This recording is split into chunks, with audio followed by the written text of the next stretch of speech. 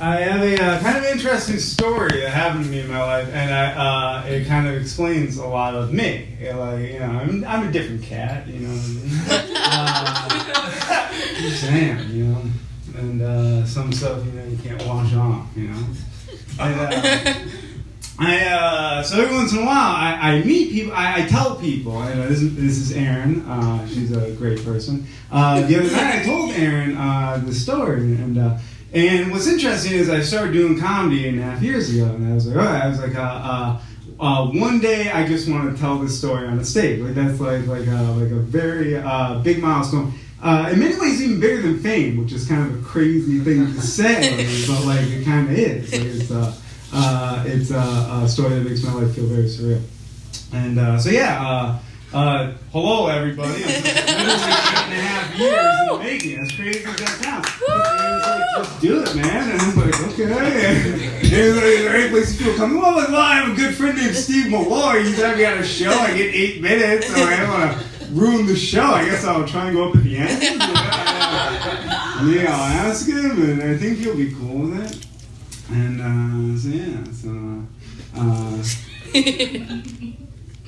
don't record. Okay, no, I won't. Okay. Don't record. I plan on doing it a bunch of times. Hopefully, you know, it's one of the things I want to. There's no jokes yet, so you know, it's just yeah.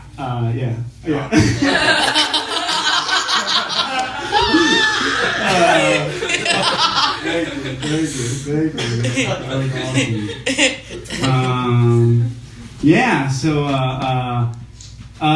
I grew up in a place called Enfield, Connecticut. It's an interesting place. It's a strange place. So I'm very high on tune. So I'm very emotional.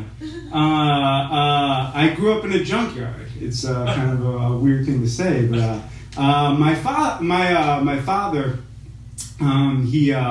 he is 1/3 owner of a truck parts company, which started as a junkyard and turned into a truck parts company. My grandfather started the company. My dad grew up poor, and my grandfather died, and my dad was in his 20s when my grandfather died, and my grandmother, the company was in debt, and the bank was like, hey, we might take your house.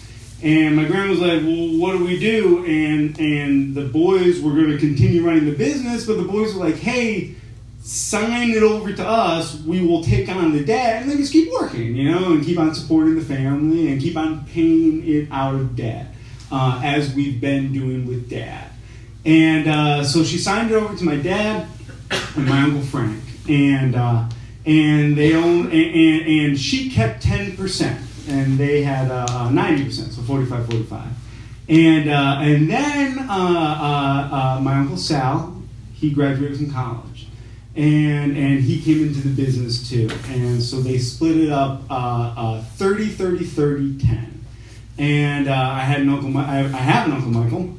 He's a lawyer. He became a lawyer. And so that was also a thing. He was in law school at the time, and they worked hard to help him. He was taking out loans too, but the idea was that was another fail-safe for the family at the time. So you keep on doing law, because it's like a good job. They were blue collar. They were truck parts people. They were very blue collar, a company in debt. And so they take on the company, and my dad and his 2 brothers, with the help of their lawyer brother, they worked their way out of debt and build this company into a company that has 250 employees today, which is so they became blue-collar rich. And in a small town like Enfield, Connecticut, they're now like one of the rich families in town. They grew up poor. And so it's like a very weird dynamic change. And it's like shit you kind of see on TV, weirdly enough. You know, like very homogenized, but like very much, there's like certain rich families in town, and they like all know each other. Weird shit like that. Keeping up with the Joneses type shit. But it's new money, too. And it's not a ton of money, but it is enough money to buy your way into seeing people with tons of money. It's weird, you know, there's like a certain threshold that they reach in blue-collar rich. Now here's the thing, what's interesting is they're splitting up the money, from what I understand, they're splitting up 4 ways. Even though my grandma had 10%, they were giving her 25%. You know, good thing to do. I mean, it's her mom and everything. And she got left the whole company originally, so like, yeah, you know, I mean, even though we will be making the decisions for the company, you get 1/4 of the money. So my dad, his two brothers, my grandma, they became wealthy.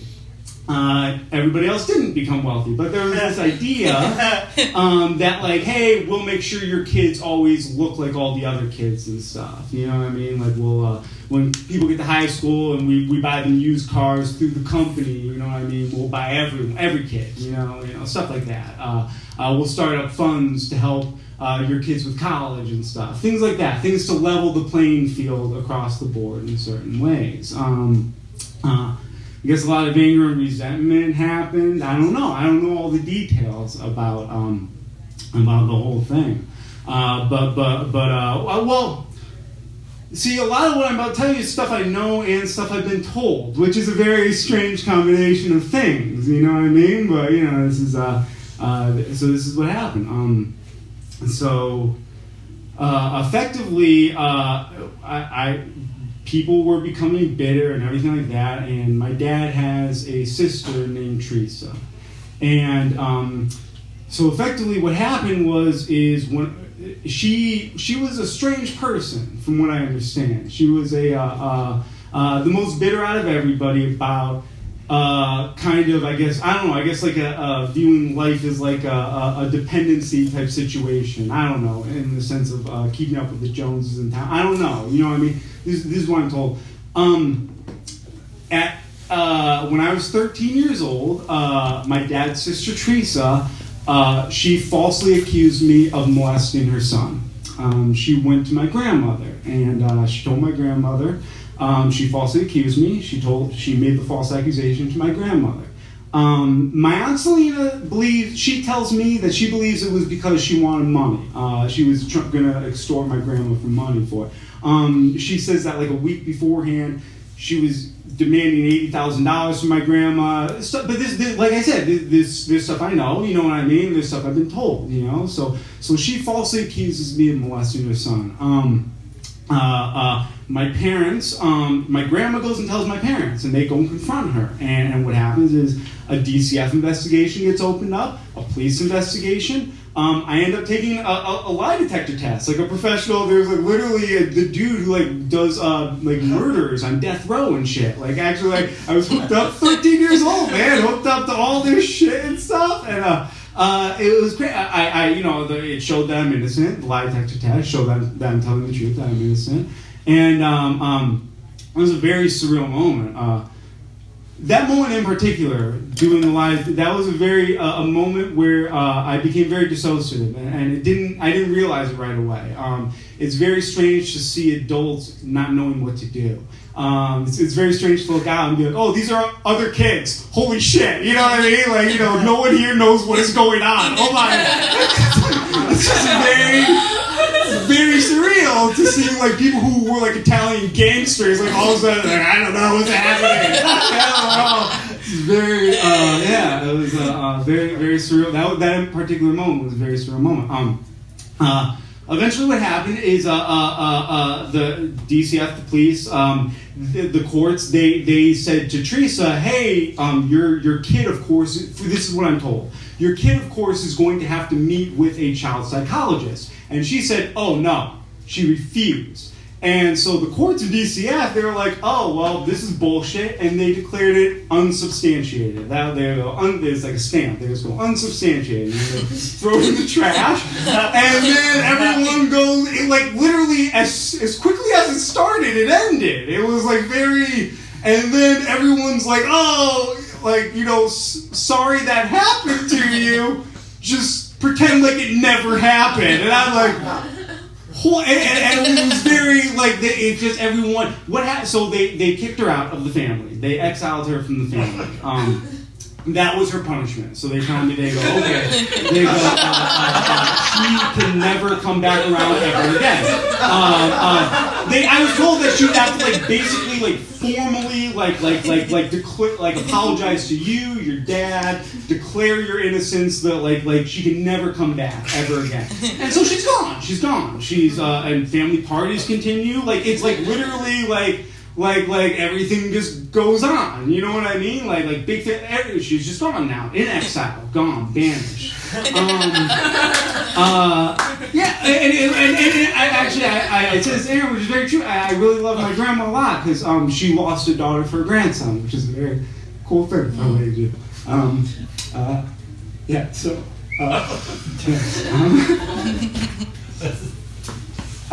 So yeah, sorry. I'm gonna say. So after that, I became just very dissociative, just like insane, and I couldn't make. It took a long time, man, for me to. I'm sorry, man. I'm sorry, guys. I'm gonna get through it. I became very dissociative. It took a very high school's a nightmare. Because it was weird. I was inside. I lived inside my head. You know what I mean? Like in like a very insane way. A lot of ups and downs. It all kind of culminated years later in me going to rehab and stuff. People who Steve. Oh, thanks, man. Yeah, thank you. Yeah. So a lot of ups and downs and. I drew for Aaron. It's like a weird thing when it happens. It's like kind of going off in a weird way in society that just keeps on going. You just get more dissociative over time, and right away I was like very suspect of all authority. It was like very, you know what I mean? Just like it was very, so eventually it all culminates in rehab, and all of that and stuff. Years later, and I get out of rehab and my grandma dies. And the whole town is going to come to the funeral with very rich people, and all the people who are somebody's in town, And I had gotten out of rehab recently. I left the family business, and I was here in New York City. I was just putting my life together here.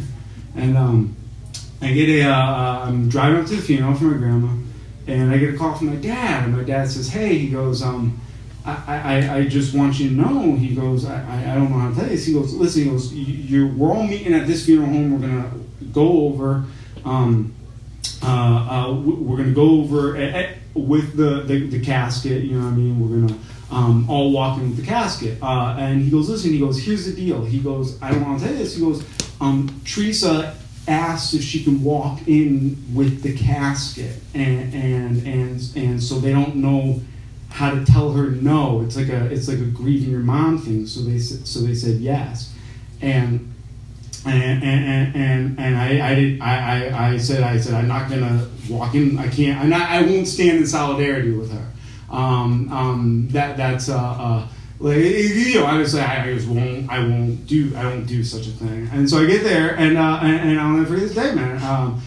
This was a very I sat in the back. I got there. I sat in the back. This guy named Bill St. Germain, who works for my dad, he's sat in front of me. This guy named Mr. McFeet, who is my cousin Ben's father-in-law, was right there to my right, man. They were both wondering why I was standing back there. They didn't ask, and I see it, and Teresa comes, she walks in with them, and she sits with them. She gets up and she gives a reading because I guess like she had asked for that, and where I come from, that's a place of honor, and they so everybody I'm sitting in the back, dude. It was the craziest thing ever. My parents, the burial wasn't that day. The burial was the next day, and my parents the next day were calling me, and you should have seen it at the burial. No one stood next to her, blah blah blah. You know what I mean? Like everyone shunned her, but it was when the whole town was there, man. When the whole town they folded. That's a very crazy thing that happened to me, man. That I saw. She was supposed to be banished. When the whole town showed up, fucking folded. You know what I mean? That's real, man. Banished from the family parties for 20 years. When the whole town, fucking folded, man. And I became very suicidal after that for months, man. Like for real. And I you know how like I don't know like the way I know I can explain being suicidal is a Mac computer, the way like it's the rainbow thing spins. It was like my brain was doing that just nonstop. And the way I pulled myself out of it, I prayed a lot, And I told myself something. I told myself that I have a talent. This is the talent that I told myself is that I'm the type of person, and I noticed this that other people can't do this. And maybe it's because of my trauma. I can make myself laugh. I can tell myself jokes, and not everybody can do that. I'm kind of like my own comedian and audience all rolled into one. You know? And I like to read a lot, and that's kind of how it happens. You know, I read, and then I read something, and my brain yells a joke, and I laugh. And I decided that because that seems to make other people's day better from time to time. And so I decided it was worth living because it was worth letting my light shine for that. You know what I mean? And so I didn't kill myself, man. There's always one more joke to write. Always one more joke to write. You know what I mean? That's never ending, man. You know. And I'll tell you this though. This is it's a terrible thing, man, that happened to me, and I'm still processing it. I want to keep on talking about it from stage. I really do. You know what I mean? I'll tell you something good. I'll tell this, and I don't know if I'll keep this. I don't know if it's my right to fully tell this in like a big room. You know what I mean? The second part. Something good did happen out of all this. That I can point. Every dark cloud has a silver lining. This is a very real thing. My mom was raped when she was in high school. Like most people, she knows a rapist. He was also in high school. And in a weird way, I think maybe because after I was falsely accused and everything went crazy in our household in the sense of like, what the hell, she went nuts. In my later years of high school and into early college, she started seeing visions and stuff, like schizophrenia type things. And they brought her to therapy, and she talked about how she was raped in high school. And she knew her rapist. We knew who it was. We didn't know the story until she said that. And this is true, man, when I was 23 years old, 23, 24, I went and confronted her rapist. And I was like, hey, man, will you please apologize to my mom? And he cried. I've never seen a human being cry like this in my entire life. Like, I've literally never seen a human being cry. He fully admitted it. Never seen a human being cry like this in my entire life. And he went and apologized to my mom. And she's not fully better, but she got a lot better. She really did. And I fully believe that because of just my dissociative existence, I threw my hat in there to do this, and everyone thought I was nuts when I was like, who would do this? But it was just my dissociative existence, and I was like, fuck it, man.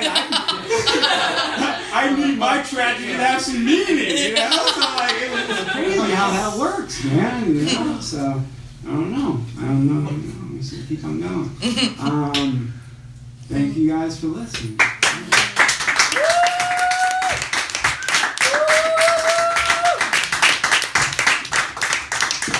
Camerota, that was fucking crazy.